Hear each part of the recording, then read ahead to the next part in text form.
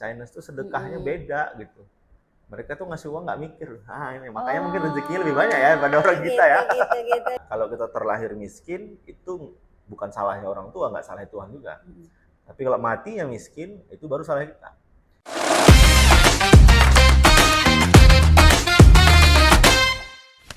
Assalamualaikum warahmatullahi wabarakatuh. Jumpa lagi di segmen Sharing sama Sena. Kali ini aku undang narasumber yang menurutku dari pengalaman hidupnya yang aku kenal, karena kebetulan beliau ini adalah senior waktu di kampus dulu, dan aku lihat progres beliau ini yang lumayan signifikan, yang memang orangnya pembelajar hebat menurut aku. Sekarang aku lihat beliau ini seperti apa. Teman-teman, kali ini narasumbernya adalah Bang Saddam Wirahamdani. Selamat datang di Sharing with Sena ya. Ya, Sharing sama Sena, SSS gitu. Triple S. Triple S dia. Kayak nama partai ya, itu PPP ya. Iya Bang. Teman-teman, sebelum kita masuk ke intinya, kita mau perkenalan dulu nih. Aku juga sebenarnya dulu waktu di kampus itu nggak yang terlalu deket sih sama Bang Wira. Cuma waktu pertama kali kenal sama Bang Wira itu waktu masuk di HIPMI ya Bang ya. HIPMI ya. Waktu di HIPMI. Jadi HIPMI aku perguruan tinggi ya teman-teman iya, ya di kampus. HIPMI di Winsu. Ya, waktu di kampus ya Bang ya. Benar. Jadi waktu aku masih semester 2 ya Bang. Sena semester 2, abang ini udah jadi pembina. Iya benar. Jadi abang ini udah jadi pembina. Jadi kenalnya itu waktu kita di pengukuhan ya Bang ya. Benar.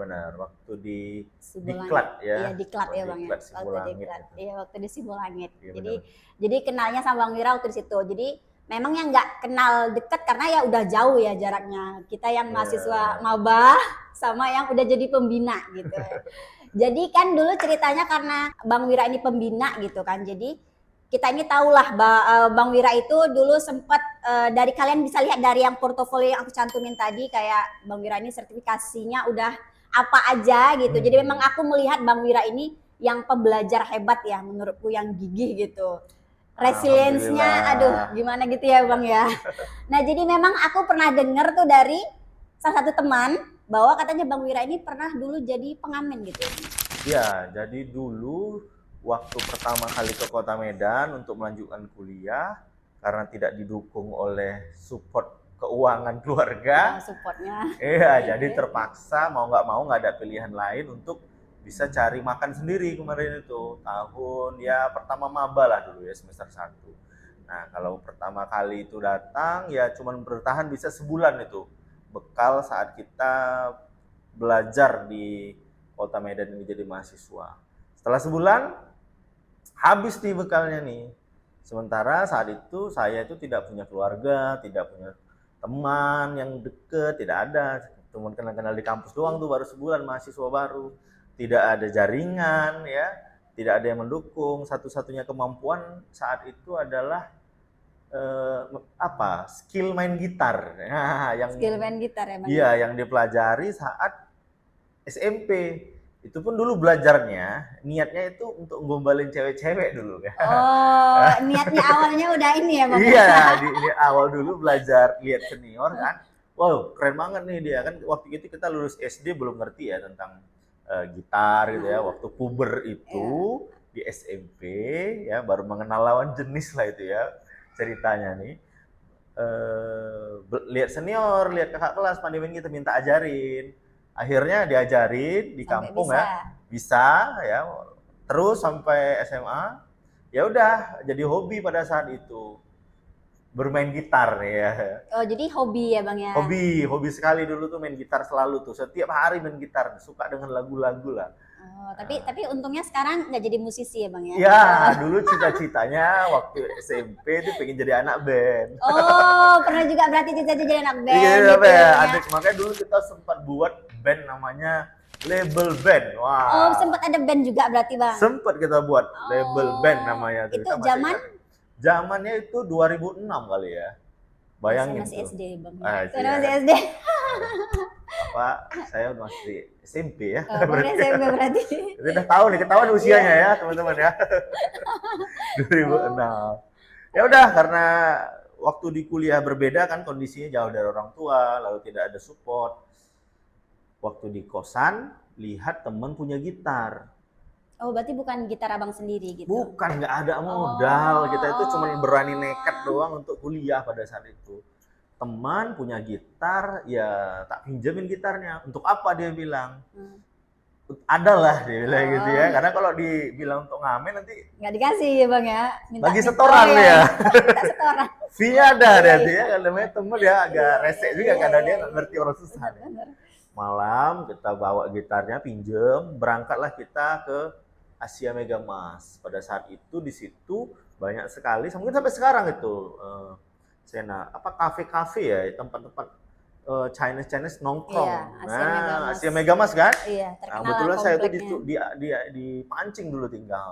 Ke situ, ya udah di setiap tongkrongan ngamen itu mengharapkan 1.000 2.000 dari pelanggan. Penghasilannya gimana bang? Penghasilannya satu hari ya 50.000, lumayan sebenarnya. Iya. Tapi wilayahnya wilayah Asia Mega Mas yang bagus. Karena kalau di sana ya banyak Chinese tuh sedekahnya beda gitu. Mereka tuh ngasih uang nggak mikir. Ini makanya mungkin rezekinya lebih banyak ya daripada orang kita ya. Gitu. Ini tips nih yang mau melanjutkan karir saya. Lokasinya di Asia Asia Mega Mega Mas. Mas. Dicoba ya kawan-kawan ya. Dicoba. Mana tahu, ya Iya. kan, Tapi Bang, kucing-kucingan juga dulu dong sama preman setempat. Bahaya juga kalau misalnya nampak preman setempat kita dipanggil itu atau dikejar. Mereka minta lah ya bang Minta ya. juga. Karena kan ada wilayah-wilayah. Tahu lah Medan ini ya bang ya, ormasnya ya. Benar sekali. Jadi kalau di Medan ini ya harus kuat lah ya. Harus Iya betul. tahan mental. Iya. Nah itulah ceritanya dulu sempat difoto sama teman, lalu diupload di Facebook, dan itu menjadi kenangan yang sangat apa ya, bersejarah sekali tuh sama teman yang memfotokan itu. Itu dia. Oh berarti ada teman abang yang mau diajak ngamen ya bang ya? Ya jadi saya nggak sendiri, saya nggak ada mental juga sendiri kemarin itu. Awal-awal itu kita berdua, bertiga gitu, ya untuk Berarti bagi saling tiga jaga. lah ya bang ya? Bagi tiga, saling menjaga. Karena kita ke daerah orang ya kan yang notabene itu rame orang ya, dan juga banyak premannya juga, premanismenya memang dari dulu. Iya. Kalau kota kita ini. Jadi kita bertiga untuk saling jaga. Kalau ada apa-apa itu bisa satu orang yang lari langsung lapor polisi. Teman ini satu kampung atau Satu kosan. satu Satu kosan aja, tapi kosan. beda-beda lah ya bang. Dari Beda-beda. mana? Daerahnya tuh beda-beda. Satu kosan tuh kami sekitar rame ya, ada 4 kamar. Satu kamar tuh 3 ya. Jadi itu penuh semua. Jadi yang bisa dibawa aja, yang memang mau aja gitu ya untuk cari makan gitu. Apa kawan-kawan abang ini sama-sama miskinnya juga gitu bang? Iya, kayak kurang lebih sama kami kurang. nasibnya. Makanya kami mau ngamen. Kalau kami kan anak orang kaya, kami minta uang mama papa aja. Tinggal telepon, Kirain "Ma, ada satu gitu. telepon ya. Ma, minta uang apa? Ma minta uang 2 miliar gitu. Nggak kesusahan ya bang, harus Iya, kerja ya. bener sekali itu. Betul. Ya gitu. Nah terus tuh saya pernah lihat itu di Instagram abang nulis diary gitu kan bang? Diary ya. Pernah. Ya kalau jalan berpuluh-puluh kilometer itu gimana ceritanya bang? Jadi sebagai orang ini ya, menengah ke bawah kali. Itu yang bisa menghidupkan itu adalah impian ataupun harapan. Kita melihat masa depan itu dengan optimis pada saat itu. Syukurnya pada saat itu kita punya semangat yang membara untuk bangkit dan sukses. Jadi pada saat itu, zamannya kuliah, saya itu nggak hanya belajar dalam ruangan kelas di kampus, di mana pada saat itu banyak mahasiswa hanya belajar di dalam kelas bersama dosennya. Setelah itu mereka pulang.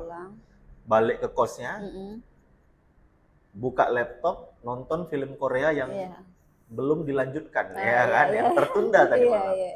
Lalu malam mungkin dia nongkrong sama teman-temannya.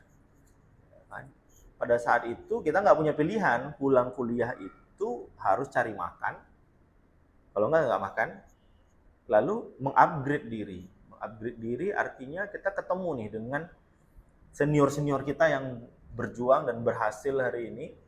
Ya, kita sharing itu sama mereka ya, baik di dunia bisnis, dunia organisasi zaman dulunya. Nah, dan mereka menguatkan kita untuk bisa punya impian. Nah, waktu ulang tahun yang ke-20 pada saat itu, usianya 20 tahun. Ulang tahun abang berarti. Ulang tahun kita sendiri. Pada saat itu kondisinya sangat terpuruk. Di seperempat abad hidup kita ini ya kan. Kondisi pertama nggak punya kosan. Jadi baru aja kita diusir dari kos karena 3 bulan nggak bayar. Oh, karena enggak ya bang ya. Tapi tetap nggak dibayar yang 3 bulan itu ya bang ya. Memang iya. Tapi sekarang itu kosnya udah nggak ada lagi loh. Ya, jadi barang-barang semuanya di dalam tas. Ya kan, nggak tahu tidur mau di mana. Jadi terpaksa berjalan dari satu titik ke titik yang lain.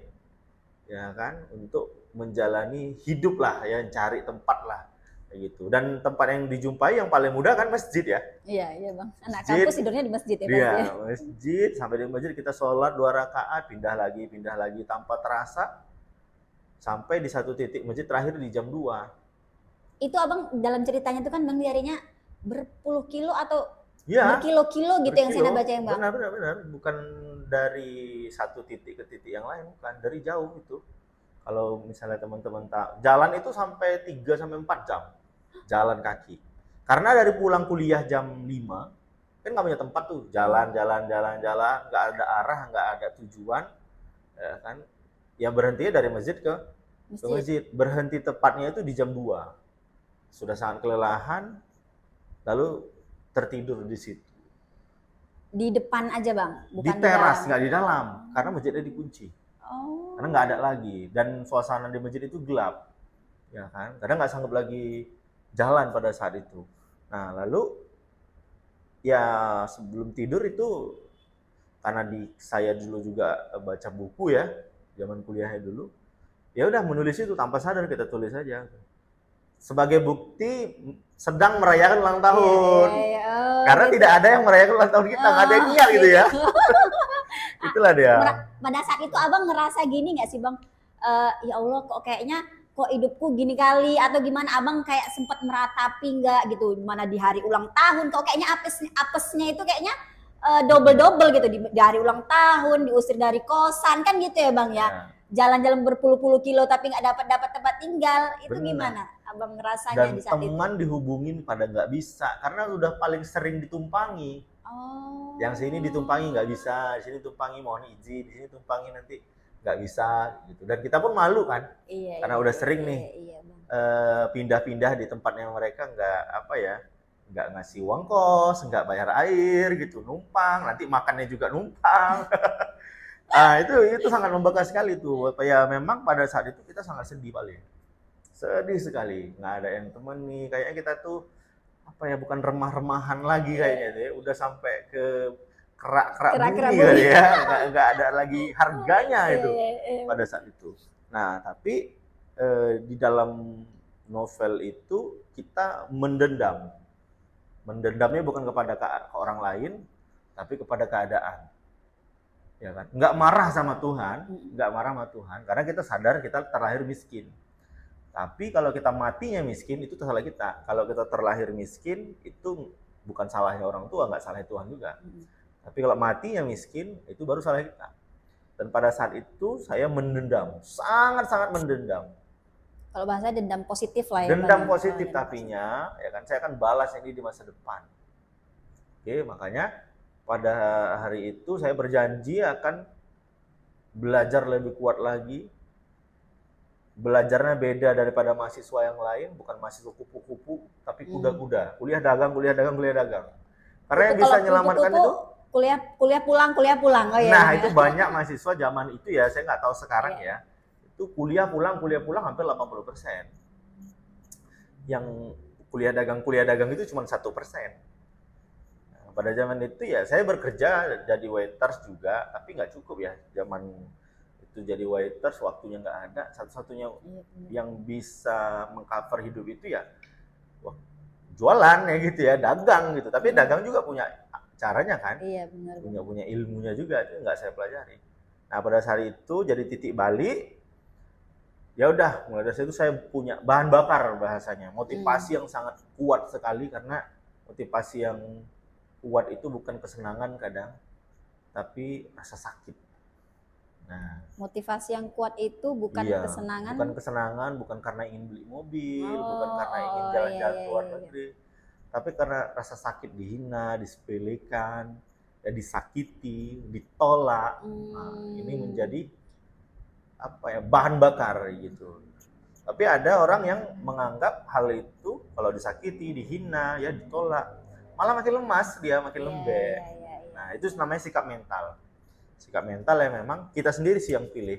Apakah kita mau maju, menjadikan ini cambuk, cemeti kita untuk bisa lebih kuat lagi untuk jalan, atau malah makin lembek, makin lemas, makin loyo, makin masuk ke dalam kerak bumi dan tidak dianggap oleh dunia. Itu sakit banget loh, nggak dianggap ya.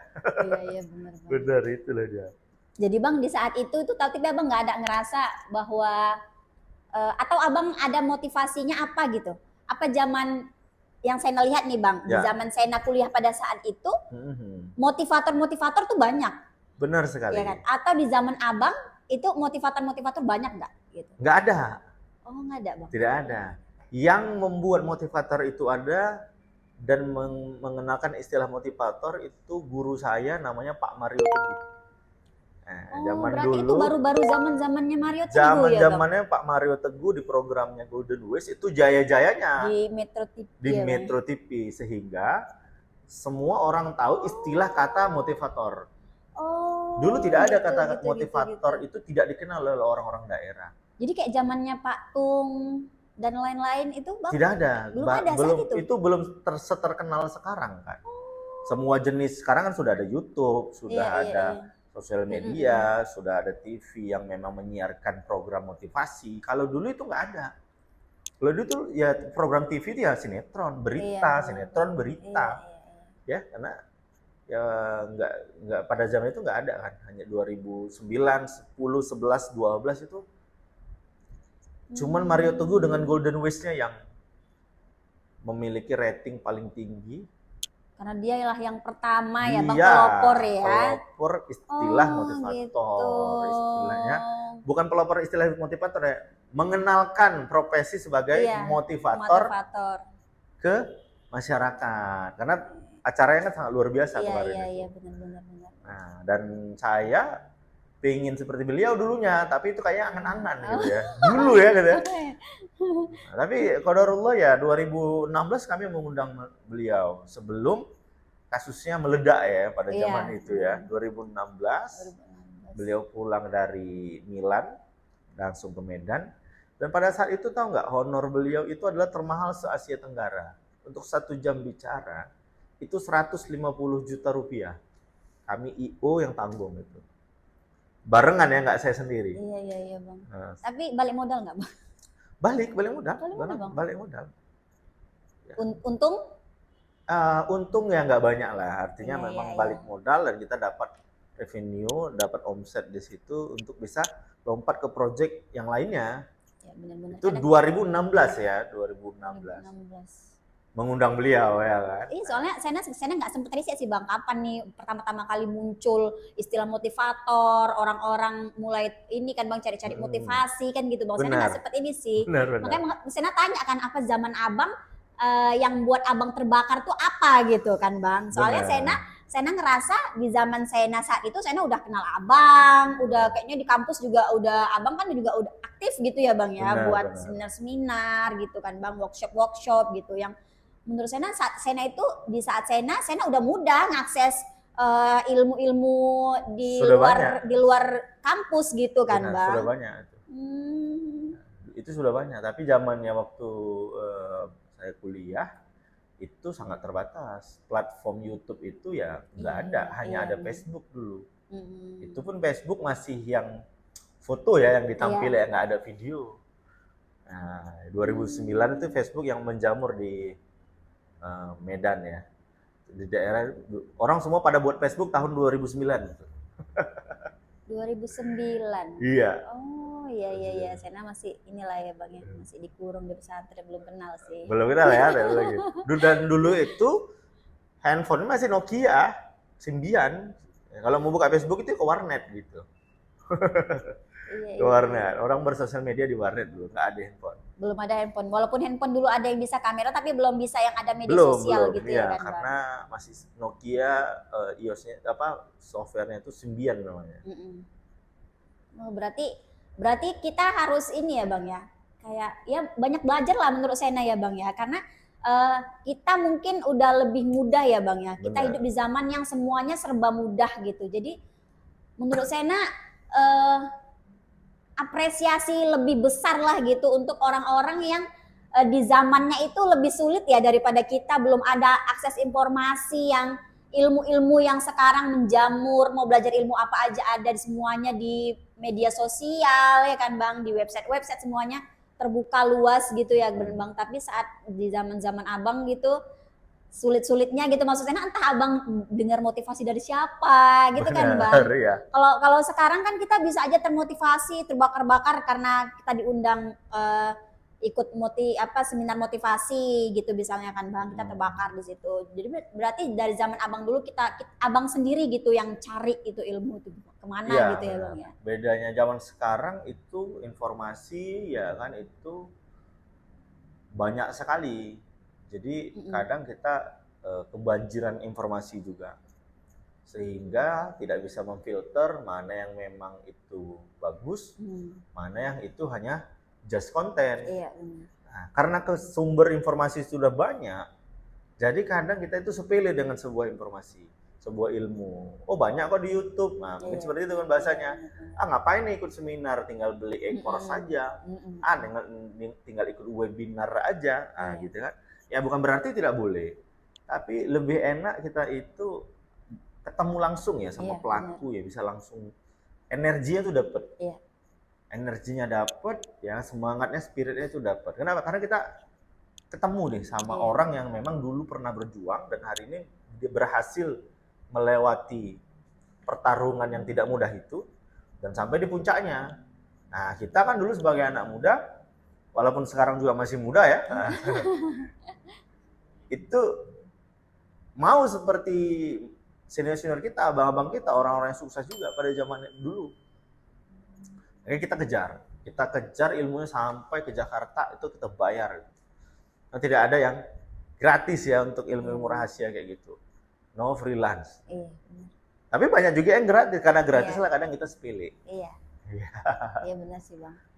Sena pun ngerasain sih kalau memang belajar kita beli e-course gitu kan Bang, sama kita yang ketemu langsung memang kadang kita beli e-course nih gitu kan Bang, tapi memang kita kayak kurang dapet aja feel-nya gitu ya Bang ya. Kalau Sena bilang kadang kita bisa aja nanti belajarnya nantilah tunggu ini gitu ya kan Bang. Kadang nanti bab yang ini nantilah belajarnya lagi gitu. Tapi kan kalau kita belajar yang jumpa sama orangnya langsung enak ya Bang ya. Langsung diajarin mungkin gitu ya. Dan memang tadi kayak yang Bang Wira bilang karena kita jumpa face to face tadi feel-nya dapet, semangatnya dapet, energinya bisa terkonek juga ya kan Bang.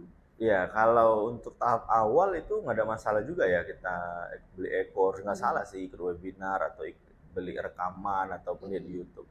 Tahap awal oke, tapi untuk pendalaman saya kira memang kita harus ketemu langsung sama gurunya.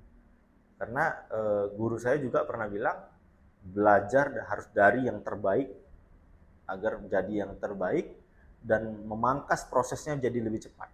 Jadi learn from the best. Belajar harus dari yang terbaik. Dan kita belajar untuk jadi seorang pembicara, seorang public speaker. Ya, guru-guru terbaik kita pasti sudah ada di ibu kota ya. Semua mereka dari daerah, menang di pertarungan daerahnya, dan hari ini mereka belajarnya itu pasti di ibu kota, pertarungannya ibu kota, ya kan. Dan klien-kliennya, tamu-tamunya juga sudah kelasnya kelas yang luar biasa ya, kelas ibu kota lah. Karena di sana tuh ngumpulnya semua. Pusat informasi itu kan sudah pasti di kota ya. Iya benar. Tapi kita sendiri pun yang di Medan udah nggak susah akses juga kan Bang, karena menurut Sena. Tapi ya memang kalau mau jumpa yang lebih hebat lagi, mungkin kita bisa belajar bahkan sampai Miss Mary Riana. Berarti Abang waktu belajar itu Abang ke sana? Ya, Jakarta. Ke Jakarta jumpa dengan Miss Mary Riana. ya kan, Bapak Tung Desem, Bapak Ari Ginanjar, Bapak Jamil Azaini, Pak Mari Teguh, itu ya kita jemput mereka ke kota. Artinya kita sebagai murid yang mendatangi gurunya. Oh, bukan karena mereka yang atau ada buat apa gitu, Bang? Ya mereka buat pelatihan, Training buat gitu program, ya. ya kan. Karena kalau mereka buat program, pasti mereka sudah menyusun sebuah kurikulum, ya kan, sistem Iya. pelatihan yang goalnya itu sesuai dengan judul program tersebut. Nah, dan kita ya investasi bahasanya ya, Iya. investasi leher ke atas untuk mendapatkan ilmunya. Tapi ilmunya aja didapat, tidak diaplikasikan, nanti hanya sebatas knowledge, bukan Iya. skill. Nah, jadi pada saat itu saya punya prinsip investasi terbaik itu bukan beli tanah, beli lembu, beli rumah, beli emas bahkan. Tapi untuk anak-anak muda itu leher ke atas dulu. Itu investasi terbaik. Yang menghasilkan return paling tinggi. Ini dulu sih. Iya, benar. Jadi teman-teman, jadi pernah saya tuh Bang buat postingan di media sosial, investasi leher ke atas. Masih banyak tuh teman-teman Sena Bang, entah teman-teman emang ini ya kan agak kurang-kurang gitu ya kan. Mereka masih nanya tuh apa tuh investasi leher ke atas. Boleh dibantu mungkin dijelaskan sama yang pakarnya ya Bang ya. Investasi pakar leher ya, ke ya. atas. Oke, jadi investasi leher ke atas itu artinya ya kita membeli ilmu. Ya kan, membeli ilmu yang aplikatif, yang memang kita butuhkan, yang memang passionnya kita, yang memang kita akan praktekin itu strategi-strategi dan ilmunya itu. Dan karena kita membeli, ya berinvestasi kita pasti mengharapkan kembali. Dan kita berinvestasi nih, kita beli emas gitu ya, kita berharap emasnya harganya pasti lebih tinggi ya. Nah, kita beli saham, kita berharap sahamnya naik gitu. Kita beli Bitcoin, kita berharap Bitcoin harganya lebih tinggi daripada yang kita beli. Nah, sama juga dengan kita beli ilmu. Nah, ketika kita beli ilmu, dapat sesuatu yang sangat berharga dari pengetahuan tersebut, kalau kita gunakan, itu pasti kembali berkali-kali lipat dari harga yang udah kita bayarkan. Dan itu sangat terbukti bagi saya sendiri. Makanya sampai hari ini, kita terus belajar kok, nggak pernah kita berhenti. Baik itu dari buku, dari sosial media, dari YouTube, workshop, seminar, selalu itu setahun minimal 3 kali atau 4 kali itu ke Jakarta untuk jumpain guru-guru itu.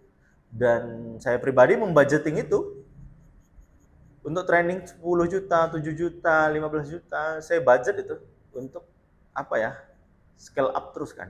Iya. Nah, beda dengan teman-teman yang mungkin apa ya, mewarisi, ya mungkin nggak apa-apa tuh ada orang tua yang mungkin atau orang lain yang mengajarkan step by stepnya.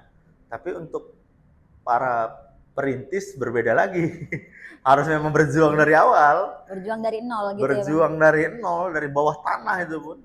Supaya nanti kehidupan anak kita jangan sama seperti kita. Karena kita kan siapkan pewaris kita kan. Legasinya nanti jatuh ke ya anak keturunan kita lah. Karena nggak boleh juga meninggalkan keluarga kita tuh dalam keadaan miskin kan, dekat dengan ya kekafiran ya kan, kekufuran. Nah, nggak boleh lah pokoknya. Nah, tetap nggak ada yang lebih hebat sih, pewaris ataupun perintis. Dua-duanya ini memang harus bisa mempertahankan dan juga bisa lebih berkembang lagi.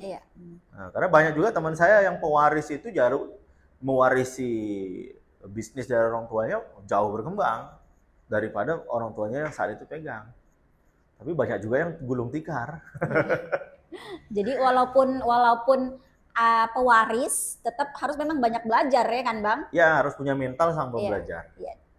Jadi mau pewaris atau perintis itu sama-sama semuanya kita dituntut harus terus belajar untuk terus belajar. Investasi leher ke atas. Lawannya investasi leher ke bawah. Ngisi perut doang. Perut, style ya Bang ya. Ya lifestyle ya. Banyak lah ya. Artinya uangnya itu yang diinvestasikan tuh 4. Waktu, pikiran, tenaga, dan uang. Nah, inilah leher ke atas habisin. Selagi muda nanti returnnya akan lebih cepat. Artinya ilmu itu akan kembali berkali-kali lipat menghasilkan uang yang lebih banyak lagi, relasi yang lebih baik lagi. Nah, karena kalau kita kejar uang ya, nanti kita yang jagain itu uang itu. Tapi kalau kita kejar ilmunya, nanti ilmu yang jagain kita. Nah, itu kan kata Imam Syafi'i seperti itu. Dan saya merasakan sendiri kok. Ya kan, dari tidak punya apa-apa, hari ini ya alhamdulillah, qadarullah ya, diberikan kesempatan sama Allah Subhanahu wa taala untuk memberikan inspirasi ya, memimpin perusahaan, bisnis sendiri. Walaupun nggak besar-besar sekali, tapi ini kita tahu on the track nih. Iya, kita tahu progresnya ya. Kita tahu progres ya kan. Iya. Butuh sabar kadang. Iya. Jadi memang teman-teman juga kayak di media sosial itu kan Bang, banyak ngelihat ada teman-teman yang berhasil gitu, pasti ada juga tuh Bang yang julid. Yang julid kayak bilang gini, Allah palingan bantuan dari sini, nggak akan ada orang yang kaya itu dianya memang yang mulai dari nol, pasti ada backingan sana sini. Ada tuh Bang yang bilang begitu. Benar. Kalau menurut Abang nih, Abang Rasena tanya, jujur Abang jawab sejujur-jujurnya dari cerita yang kita tadi ya, dari cerita kita tadi. Apakah Abang ada backingan sana sini tadi? Ada. Apa itu Bang? Oh. Cuman yang di atas, cuman Allah Subhanahu wa taala.